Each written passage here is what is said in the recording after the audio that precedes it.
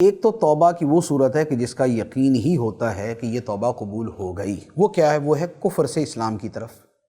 ایک شخص کافر تھا اور اس نے اپنے کفر سے توبہ کی اور اب وہ مسلمان ہو گیا، تو یہ قطعی بات ہے کہ جو کفر سے مسلمان ہونا ہے یہ توبہ قبول ہوتی ہے اور بندہ مسلمان ہو جاتا ہے، ٹھیک؟ اور اس کا جو اسلام ہے یہ سابقہ گناہوں کو مٹا دیتا ہے۔ تو یہ والی جو توبہ کی صورت ہے یہ یقینی ہے۔ دوسرا یہ ہے کہ جو گناہوں سے توبہ کی جاتی ہے جو کفر و شرک کے علاوہ ہے، ایسی صورت کے اندر ایک تو یہ ہے یقین کہ 100% یہ سمجھنا کہ میری توبہ قبول ہو گئی۔ تو یہ جو صورت ہے یہ تو چونکہ امر غیبی ہے، یہ غیب کا معاملہ ہے کہ اللہ تعالیٰ نے قبول کی یا نہیں کی یہ تو خدا کو پتہ ہے۔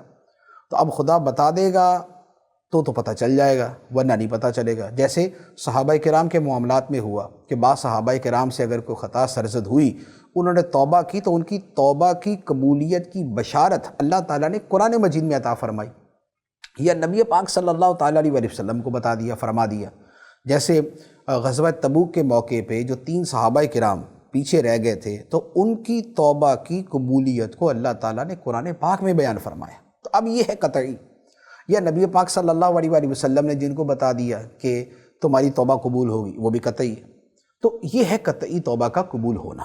اب یہ ہے کہ ہم جیسے عام لوگ جو اپنی توبہ کرتے ہیں اس کی قبولیت کا یقین ہو سکتا ہے یا نہیں؟ تو دیکھیں یقین والا معاملہ تو نہیں ہوگا، ہاں یوں کہہ لے کہ بڑی قوی امید توبہ کی قبولیت کی ہو سکتی ہے۔ اس کی علماء کرام نے مختلف نشانیاں بیان کی ہیں، اور اس میں ایک بڑی نشانی یہ ہے کہ انسان کے لیے اس گناہ سے بچنا جس سے اس نے توبہ کی ہے یہ آسان ہو جائے، آئندہ وہ اس کا ارتکاب نہ کرے، اور اس کا دل اب اللہ کی بندگی اور عبادت کی طرف مائل ہو جائے، اس کی حالت و کیفیت میں تبدیلی آ جائے۔